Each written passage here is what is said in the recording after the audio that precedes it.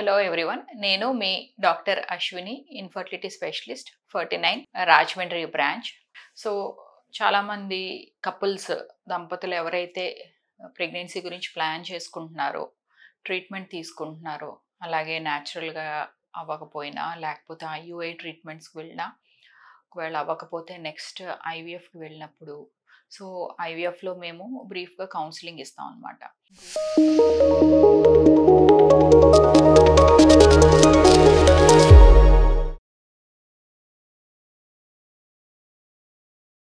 So IVF అంటే మనము eggs అనేవి ఏవైతే ఓవరీలో గ్రో అవుతున్నాయో ఫాలికిల్స్ అంటారనమాట వాటిని. సో ఆ ఫాలికిల్స్ ఎన్నైతే ఉన్నాయో దాన్ని బట్టే మన అండాశయాల్లోని అండాల సంఖ్య అనేది ఉంటుందన్నమాట.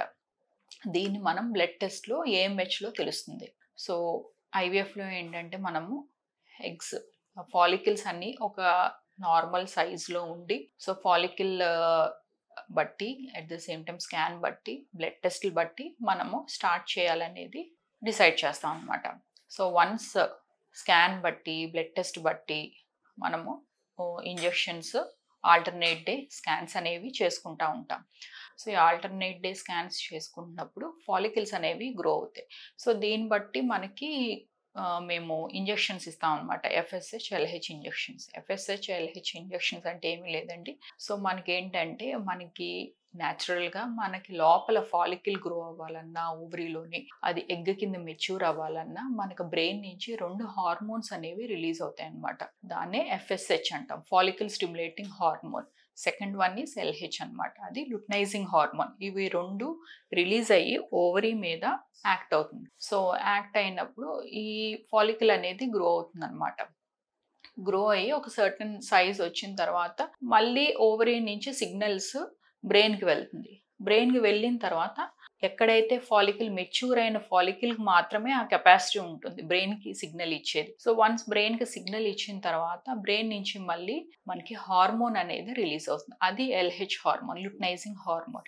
ఈ లుటనైజింగ్ హార్మోన్ ఏం చేస్తుందంటే ఏదైతే ఫాలికిల్ మెచ్యూర్గా ఉందో అందులోంచి ఎగ్ని ఓపెన్ చేయడానికి ఈ ఎల్హెచ్ హార్మోన్ అనేది ఉపయోగపడుతుంది అనమాట. సో ఆ ఫాలికల్ అనేది రప్చర్ అయ్యి ఎగ్ అనేది, అందులో ఉన్న ఎగ్ రిలీజ్ అవుతుంది. సో ఈ ఎఫ్ఎస్హెచ్, ఎల్హెచ్ హార్మోన్తో పాటు ఓవరీ బాగుండాలి, ద సేమ్ టైం బ్రెయిన్ నుంచి స్టిమ్యులేషన్స్ అనేవి కరెక్ట్గా అవ్వాలి. సో ఈ సైకిల్లో ఎక్కడైనా ప్రాబ్లం వచ్చినా మనకి ఎగ్ అనేది గ్రో అవ్వదు, రిలీజ్ అవ్వదు.